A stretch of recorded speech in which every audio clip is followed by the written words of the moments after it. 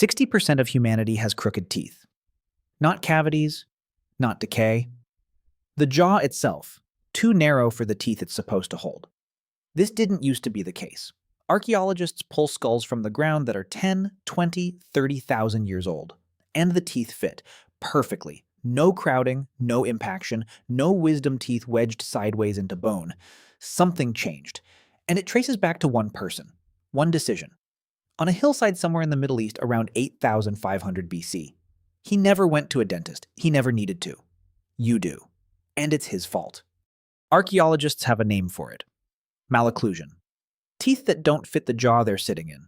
Crowding, overbite, underbite. Wisdom teeth that have nowhere to go and push sideways into bone trying to find room that isn't there. It affects roughly 60% of the modern human population. And before 10,000 years ago, it was almost nowhere. Researchers at Harvard, at University College London, at the Smithsonian have pulled thousands of prehistoric skulls from dig sites across 4 continents. Hunter-gatherer remains, pre-agricultural populations, people who lived and died before farming existed. The finding is consistent enough that it has its own literature. Perfect occlusion, teeth that sit in the jaw exactly the way the jaw was designed to hold them. No crowding, no impaction. Wisdom teeth present, functional, with room to come in, not some of the skulls, most of them. Then agriculture arrives, and within a few generations, the skulls change. The jaw narrows. The teeth stay the same size. The crowding begins. One researcher documented this in real time. In the 1930s, a Canadian dentist named Weston Price traveled to 14 isolated populations that had not yet adopted Western diets.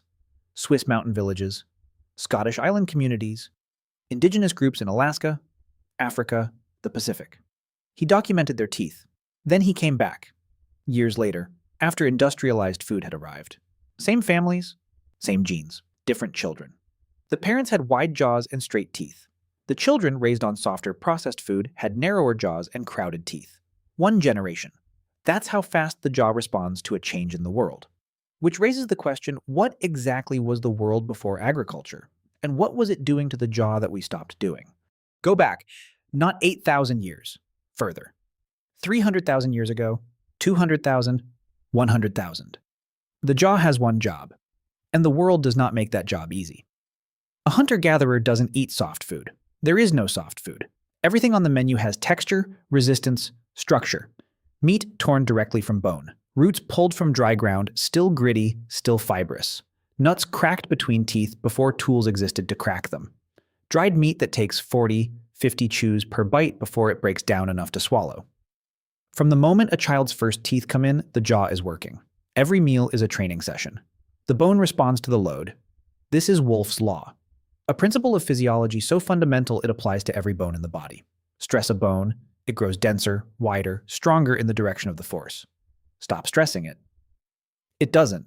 The jaw of a healthy hunter-gatherer child is being shaped every single day by the food going into it.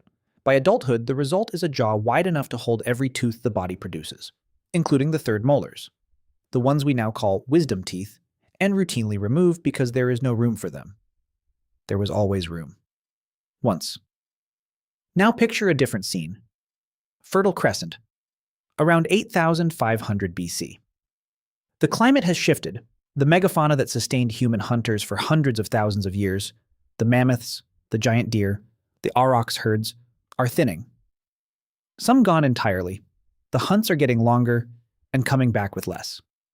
A human being, not a genius, not a visionary, someone trying to solve a very immediate problem, notices something. Seeds that fall near the camp grow into plants the following season. The same plants. Predictable. Harvestable. He doesn't invent agriculture in a flash of inspiration. He observes a pattern and decides to encourage it. He presses seeds into ground instead of walking away from them. It works. And grain is soft. Not soft like processed food is soft, but compared to 300,000 years of raw meat and fibrous root and cracked open nut, grain, ground and cooked into porridge, into bread, into the foundation of the entire agricultural diet, requires a fraction of the chewing force. The jaw still develops. It just doesn't develop as wide. Not because the gene changed, because the signal changed. The bone was waiting for resistance. The resistance stopped coming. And the jaw, still running the same ancient software, still responding to Wolff's law exactly as it always had, grew narrower. The teeth didn't get the message. Teeth are genetically fixed. Evolution doesn't move in 8,000 years. The number of teeth, the size of each one, locked. What the agricultural jaw produced was a mouthful of the same teeth that fit perfectly in the hunter-gatherer jaw, now trying to fit into something measurably smaller. That's not a metaphor. The jaw broke, structurally, across the entire species, one harvest at a time. The farmer didn't stop there. Of course he didn't. The harvest worked. The next season he planted more, taught his children. His children taught theirs. Within a few generations, the settlement had walls. Within a few thousand years, it had a name. He was solving a real problem. Every decision he made was correct, given what he knew, given what he needed. He needed food that didn't require a 3-day hunt. He found it.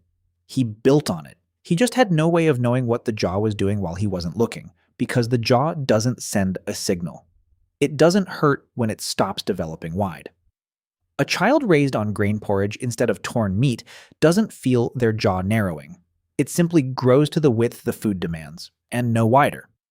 By the time the teeth come in crowded, by the time the wisdom teeth have nowhere to go, the decision that caused it was made 10 years earlier.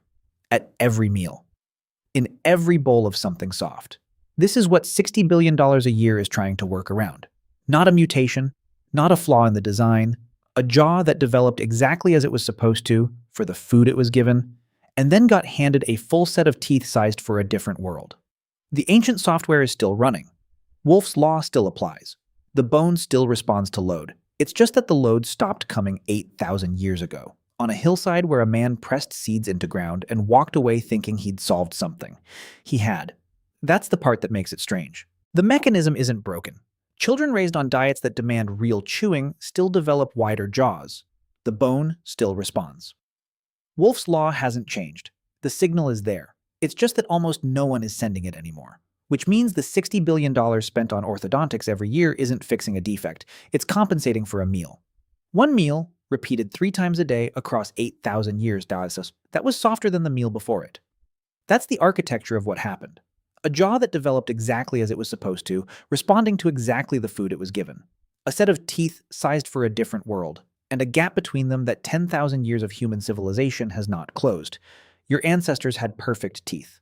Not because they were healthier, not because they were stronger, because the food they ate was hard enough to build a jaw that could hold them. You were born with the same teeth, into a jaw that never got the signal.